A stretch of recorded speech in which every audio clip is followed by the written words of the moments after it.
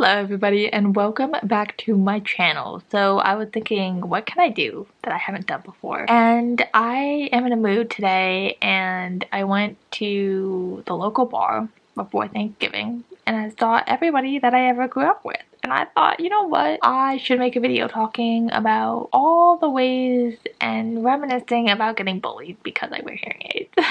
I don't think I've ever made a super in-depth video talking about this, but I thought it would be funny. So I'm gonna talk about getting bullied when I was younger because I wear hearing aids and all the ways that impacted me as a child. So if you are interested in this video, please give it a thumbs up and let's just get started. So the bullying happened pretty much as soon as I got hearing aids. I got them when I was in kindergarten, and the first memory I have of being bullied because of it was when I was in first grade. I remember children kind of just looking at me weird and like whispering amongst themselves or like pointing at me and laughing. And I remember telling the teacher in an activity, I don't even know what the heck we were doing, I remember being like, hey, like I can't hear, can you be louder? And somebody literally in the middle of the class like pointed at me and he goes, she can't hear anything because she's wearing those ugly ass earplugs in her ears. And I was like, no, those actually help me hear, you dumbass.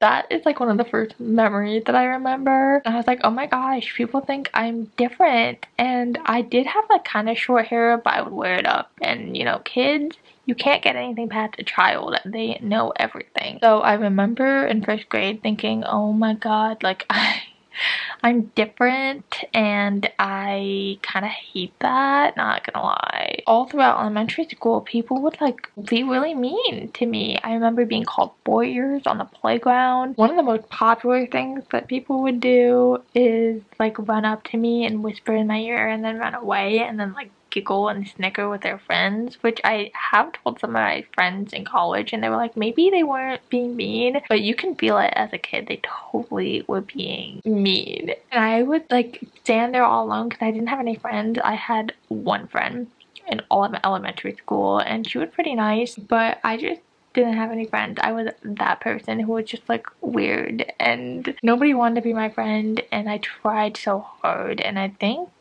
genuinely people found it difficult to be my friend because I couldn't hear anything and they didn't like repeating themselves or doing all the things that I needed to be able to communicate. And I remember a new person moved to town, I think in like third grade. I was like, oh my gosh, I'm gonna make this girl my friend. But she became really popular pretty quickly, and my mom was like, why don't you just talk to her? So, you know, I was a little kid and I pulled her aside and I said, hey, like next time we hang out, like can you, when you tell your stories, can you look at me so I can like read your lips and be a little bit louder when you're in my presence? And she was like, oh my god, this girl is so weird. And then all of a sudden she would just stop talking to me or stop hanging out with me. And I remember thinking from a really early age, like, oh my gosh, like I can't ask for what I need. Like I can't ask for what I need to communicate because people are just gonna think I'm weird and then stop communicating with me at all. I remember thinking that it would be better to have these kind of false relationships and not be able to participate in them because I can't hear anything, rather than just ask for what I need and have people just like treat me with some basic human decency. Childhood is a strange time. I remember being called boy ears on the playground and I was just like, oh my god, like this is horrible. So I would definitely kind of hang out by myself during recess, and it got to the point where I remember one day, obviously I can't hear anything, so I would never hear the whistle when like the teacher would call people to go in back to class. So I remember one time I would just like hang out by myself on the playground during recess, and a random teacher came and found me and she was like, oh my god, like your class went in over an hour ago. Like how did you not know that you were supposed to go in by now? And I was like, I genuinely didn't even realize it because I was so like content, not even content, I was just like felt like I had to be by myself because nobody wanted to be my friend. I just didn't realize, and nobody in my class realized or my teacher realized because I was so quiet in elementary school. that I didn't come in for recess. Like, how sad is that? I remember thinking like, oh my gosh, nobody recognized that I was gone? Like, that's horrible.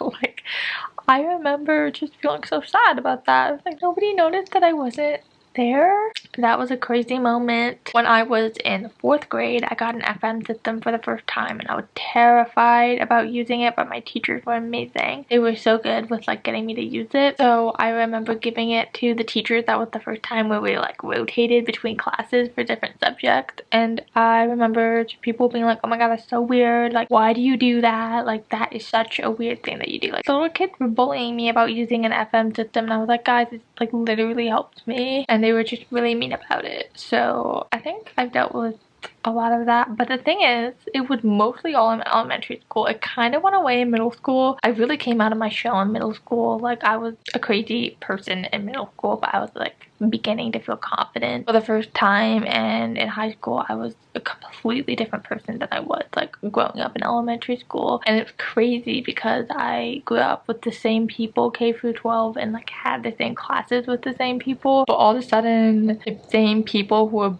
like hardcore bullying me or following me around just to whisper stuff in my ears were like pretending to be nice to me. And I don't know why. I think it's just because I have dealt with feeling a sense of otherness for so long that I just became so well attuned to it, and I adapted really, really fast.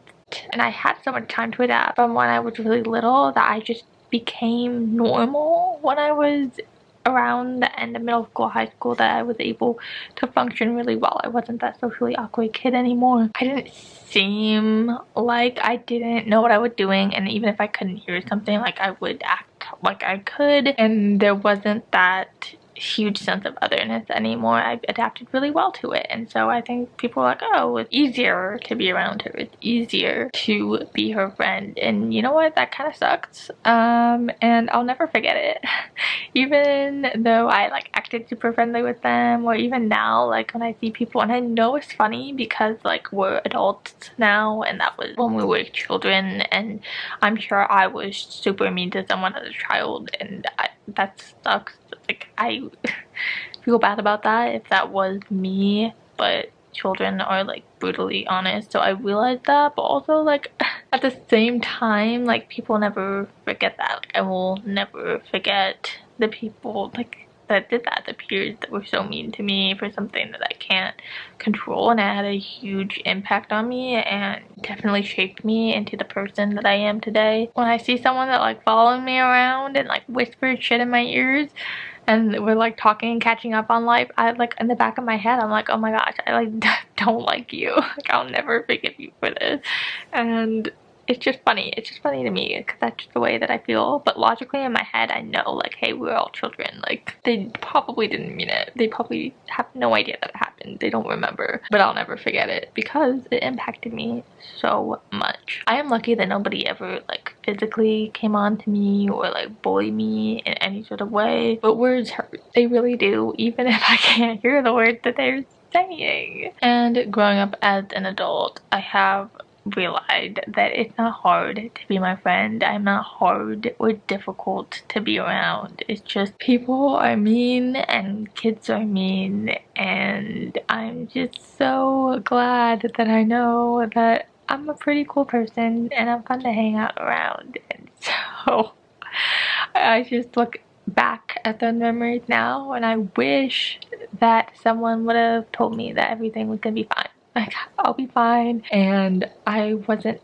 never gonna have friends because I have a little bit of hearing loss. That is ridiculous.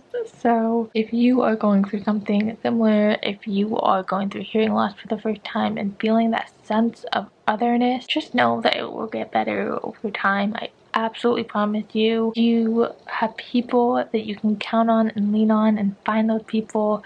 I'm here for you. Let's chat in the comments below.